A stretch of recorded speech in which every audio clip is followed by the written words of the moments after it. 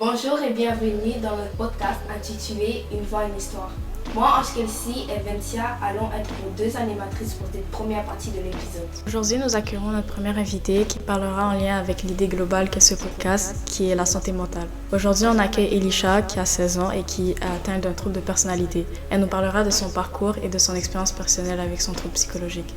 Comment tu te sens, Elisha, de parler de ton histoire avec nous aujourd'hui? Je me sens confortable parce que c'est pas la première fois que je fais ça et je suis vraiment heureuse de partager avec vous. Qu'est-ce qui t'a motivé en fait à venir en parler sur ce podcast? Qu'est-ce qui m'a motivée, c'est que comme vous voulez faire ça pour aider les gens qui en connaissent plus dessus et que c'est vraiment gentil de faire ça. Surtout pour un problème que pas beaucoup de monde connaît et n'entend pas souvent. Ouais, c'est vrai. Pour commencer l'épisode, on va vous donner une petite définition de c'est quoi un trouble de personnalité limite. Selon le gouvernement du Québec, le plus connu est le trouble de personnalité limite, TPL. Les personnes atteintes d'un TPL ont une peur extrême ou exagérée de perdre leur lien avec les membres de leur entourage. Elles se sentent facilement rejetées ou abandonnées par les autres, ce qui crée souvent des conflits dans leurs relations sociales. Elles ont donc un grand besoin que les membres de leur entourage les rassurent sur le fait qu'ils sont présents et sur l'importance de leur relation.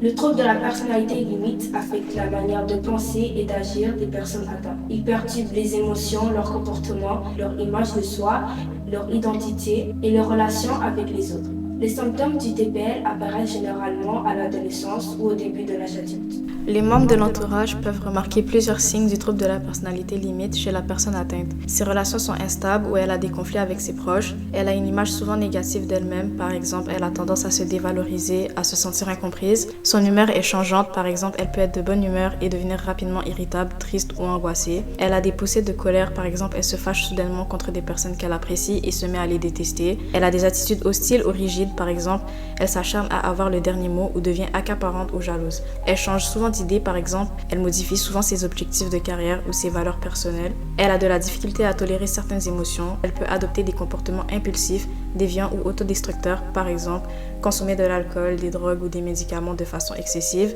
faire des dépenses exagérées, conduire de façon dangereuse, commettre des vols, avoir des comportements sexuels à risque, s'automutiler et elle exprime des idées suicidaires ou fait des menaces de suicide. La personne atteinte peut ressentir les symptômes du TPL à des degrés variables. Voici les symptômes les plus fréquents. Peur d'être abandonnée ou rejetée par les autres, difficulté à supporter la solitude, faible estime de soi ou perception de soi changeante. Par exemple, la personne peut se trouver à un moment extraordinaire ou exceptionnel, puis juste après se sentir inutile et incompétente. Ce sentiment est souvent permanent, elle sent un grand vide, par exemple, la personne dit ne pas avoir de sentiment de pensée ou de rêve. Elle est souvent ennuyée, ce qui conduit à des relations souvent exagérées. Elle a une grande sensibilité de la critique négative de la part des autres. Elle perd souvent la réalité dans certaines circonstances, en particulier des circonstances souvent stressantes.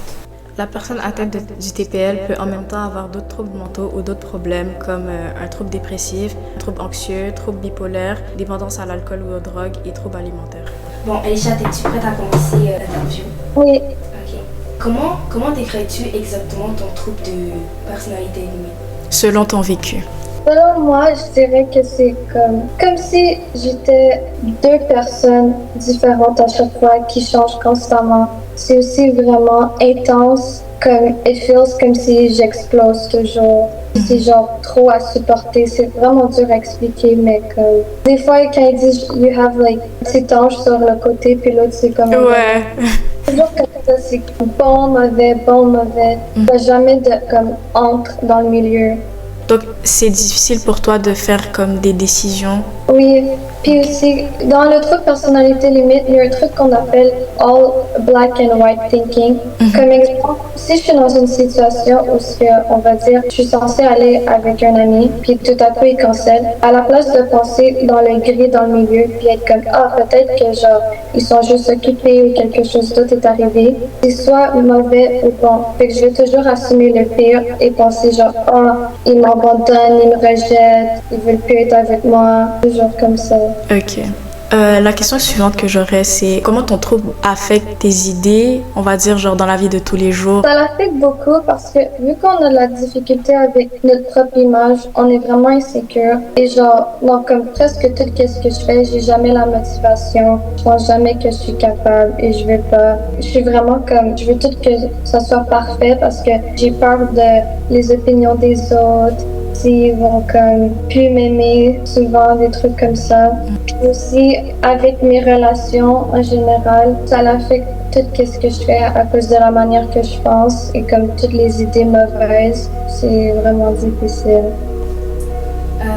Est-ce que, genre, comme à l'école ou dans ta famille, il y a des préjugés, des fausses idées qui sont souvent associées à ton trouble? Oui. Souvent, les personnes qui en connaissent pas, ils vont penser que genre c'est juste quelque chose qui peut s'arranger comme ça ou que on contrôle puis on sait qu'est-ce qu'on fait, mais c'est pas le cas. Puis il y a souvent des préjugés comme de quoi on est trop violent ou dangereux, on pense juste à nous et tout ça. Comme à l'école, ça va vraiment pas bien, genre je passe pas les cours et tout, puis j'ai pas de motivation. Et il y a beaucoup de monde qui fait comme des rumeurs sur moi et d'autres stéréotypes. Est-ce que tu penses que tous ces préjugés peuvent t'empêcher de faire genre des activités parascolaires, de ce que tu veux faire dans la vie? Oui, parce que les personnes, à cause qu'ils disent tout ça, ils veulent pas comprendre ou genre aider. Donc, ça me fait croire comme si, oui, je peux juste arranger tout comme ça. Vraiment dur à en parler avec les autres. Aussi, souvent, c'est plus les autres qui veulent pas essayer de me comprendre un peu pour qu'on s'aide ensemble. J'ai jamais eu de travail encore, mais souvent tout le monde me dit genre, ah, tu dois faire ça, tu dois faire ça, puis comme, il y a rien que j'aime, il y a rien qui m'intéresse. J'ai pas de comme goût à la vie pour rien. Est-ce que tu penses que les gens qui n'ont pas le trouble de personnalité limite peuvent comprendre ton trouble, genre sans forcément le vivre, ou c'est vraiment comme quelque chose que toi-même tu comprends parce que tu le vis? Je dirais que oui puis non. Comme les personnes peuvent comprendre un peu de symptômes, surtout que genre c'est des symptômes que d'autres personnes peuvent avoir. La seule différence c'est que les symptômes pour les personnes qui ont pas ça, c'est comme ça arrive des fois, mais nous c'est genre H24 toujours. Même la voix, moi-même c'est dur à comprendre aussi des fois. Il y a plein de choses que je fais puis je suis comme ah pourquoi je suis comme ça? Why do I feel like this? Why do I think like this? Est-ce que tes professeurs, tes spécialistes, est-ce qu'ils t'aident à gérer ce trouble ou ils te laissent de ton côté?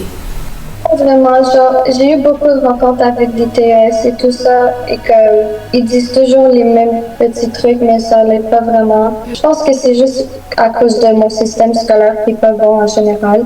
Mais comme il y a 2-3 mois, je me suis fait sortir de l'école à cause j'avais souvent plein d'absences, à cause j'avais pas de motivation, puis je vivais beaucoup de choses aussi. J'avais retourné à l'école. La journée même que j'étais là, ils m'ont dit « Ok, tu sors pour toujours parce que t'es jamais ici. » Oh, ok. Malgré que comme les adultes à ton école peuvent pas genre t'aider, est-ce que toi-même t'as des stratégies pour toi-même quand genre t'as des moments difficiles avec ton trouble, on va dire? Oui, mais c'est pas comme des bonnes stratégies. La plupart du temps, les personnes avec trop de personnalité limite, ils vont faire comme des coping mechanisms qui sont vraiment pas bons. Ça fait genre ressentir plus ou comme plus de thrill parce que souvent on se sent genre empty. Et vu qu'on est toujours habitué à sentir les émotions vraiment intenses, faire des trucs intenses nous fait sentir bien. Mais j'ai essayé beaucoup de trucs bons comme aller dehors ou d'autres trucs. Ça n'a vraiment jamais aidé. Le seul truc qui m'aide, qui est pas trop toxique, ça serait m'entraîner ou aller au gym. Mais ça aussi encore, c'est juste parce que je sens de la douleur, donc ça m'aide. Merci beaucoup à Elisha pour son témoignage très sincère. Son parcours nous a permis de comprendre ce que ça peut être de vivre au quotidien avec un trouble limite. Oui, merci beaucoup Elisha. Merci. Avant de conclure, je voulais vous préciser que nous avions prévu une partie 2 pour ce podcast, comme vous avez pu le voir. Nous devions accueillir un autre invité qui aborderait le thème de la dépression, mais à cause de problèmes techniques avec l'équipement, cela n'a pas pu se faire. Donc cette partie 2 arrivera peut-être très bientôt. Mais je voulais vous remercier d'avoir regardé cette vidéo, d'avoir pris le temps de regarder cette vidéo. J'espère qu'elle vous a été enrichissante et qu'elle vous a permis de vous identifier d'une certaine manière. N'hésitez pas à la partager, elle pourrait aider un proche ou permettre à d'autres de se sentir moins seuls. Rappelez-vous que la santé mentale, ça se soigne. Vous pouvez toujours en parler à un professionnel professionnel, à un ami ou à un membre de votre famille. Se confier à quelqu'un peut vraiment faire du bien. Aller chercher de l'aide n'est pas une faiblesse, c'est un acte de courage et de force. N'ayez jamais honte de vouloir prendre soin de vous. C'est ainsi que l'on avance et que l'on vit mieux. Merci encore, likez, commentez, partagez cette vidéo et si vous souhaitez un jour participer à ce podcast, vous pouvez toujours nous écrire sur Instagram ou nous contacter par courriel. Merci.